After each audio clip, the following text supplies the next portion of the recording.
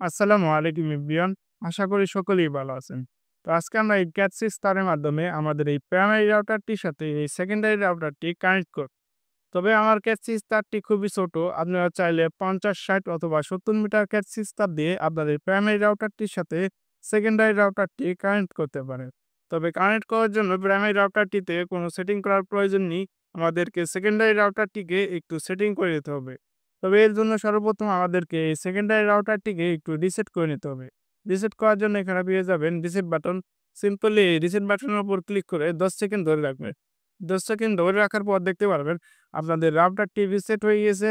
এখন মোবাইলটির সাথে ওয়াইফাইটি কানেক্ট করে নেবেন। ওয়াইফাইটি কানেক্ট করার সাথে সাথেই দেখতে পারবেন একটা নোটিফিকেশন চলে এসেছে।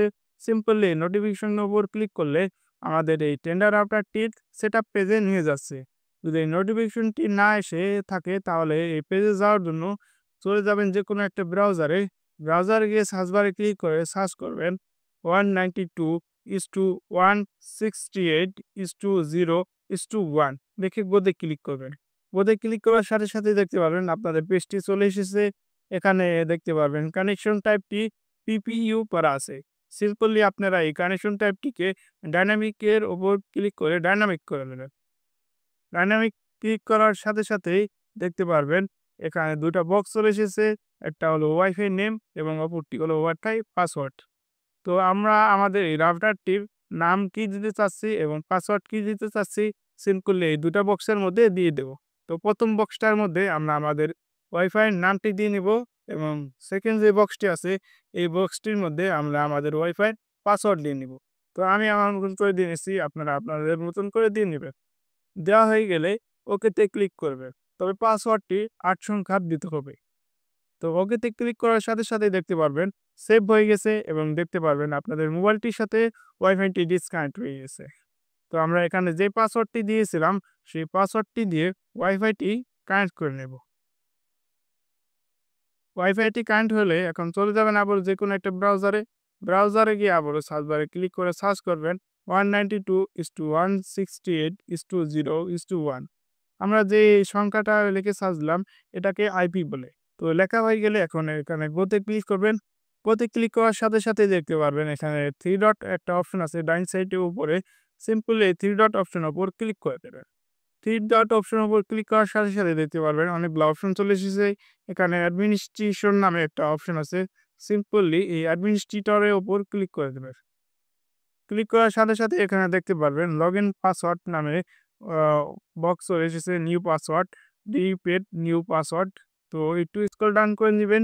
স্ক্রল ডাউন করলে এখানে দেখতে পারবেন ল্যান আইপি। সিম্পলি আমাদেরকে এই ল্যান আইপিটিকে চেঞ্জ করতে হবে। কারণ আমাদের এই প্রাইমারি রাউটারটির ল্যান আইপি এবং আমাদের এই সেকেন্ডারি রাউটারটির ল্যান আইপি একরকম থাকলে আমাদের এই সেকেন্ডারি রাউটারটি ইন্টারনেট অ্যাক্সেস পাবে না। তো আমরা আমাদের এই সেকেন্ডারি রাউটারটির আইপিটি চেঞ্জ করে নেব। আপনারা চাইলে এই প্রাইমারি রাউটারটির ল্যান আইপিটি চেঞ্জ করতে পারেন।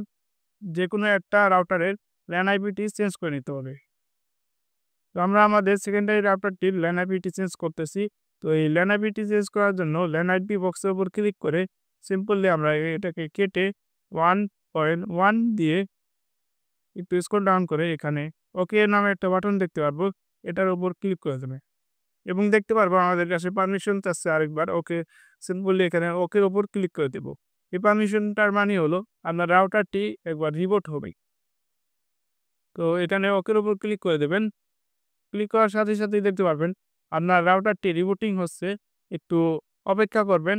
এখানে 100% হবে। তো দেখতেই পারতেছেন হইতেছে, লোড নিতেছে। তো এবার দেখতে পাবেন আপনার মোবাইলটির সাথে ওয়াইফাইটি ডিসকানেক্ট হয়ে গেছে। এখন আপনি আবার ওয়াইফাইয়ের মধ্যে ক্লিক করে আবারও আপনার এই ওয়াইফাইটি কানেক্ট করে নেবেন। তো এখানে একটু সময় লাগতে পারে, একটু অপেক্ষা করবেন। তো অলরেডি কানেক্ট হয়ে গেছে। তো এখন আমাদের কাজ হচ্ছে ক্যাট 630 দিয়ে ২ টা রাউটারের মধ্যে কানেকশন দেওয়া। তবে আপনারা আপনাদের ক্যাট 630 50, 60 অথবা 70 মিটারের মধ্যেই রাখার চেষ্টা করবেন। তো চলুন এই ক্যাট 630 দিয়ে আমরা আমাদের প্রাইমারি রাউটারটির সাথে সেকেন্ডারি রাউটারটি কানেক্ট দিই। তবে সর্বপ্রথম আমরা আমাদের প্রাইমারি রাউটারটির সাথে কানেক্ট করব।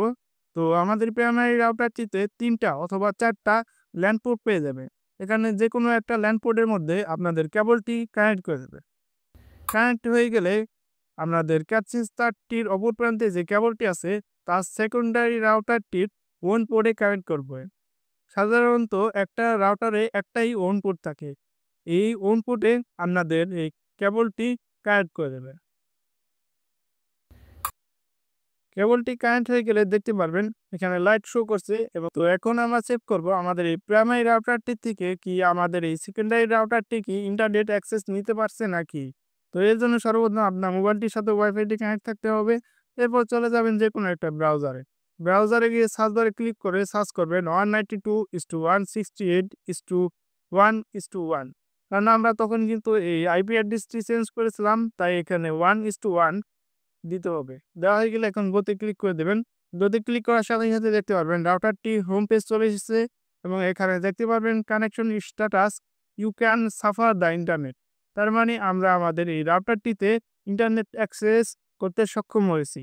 তো এখানে একটু সময় নিতে পারে ইন্টারনেটটি প্রপার ভাবে পেতে, অথবা যদি বেশি সময় হয় তাহলে আপনারা একবার আপনাদের রাউটারটির থেকে চার্জারটি ডিসকানেক্ট করে আবারও কানেক্ট করবেন।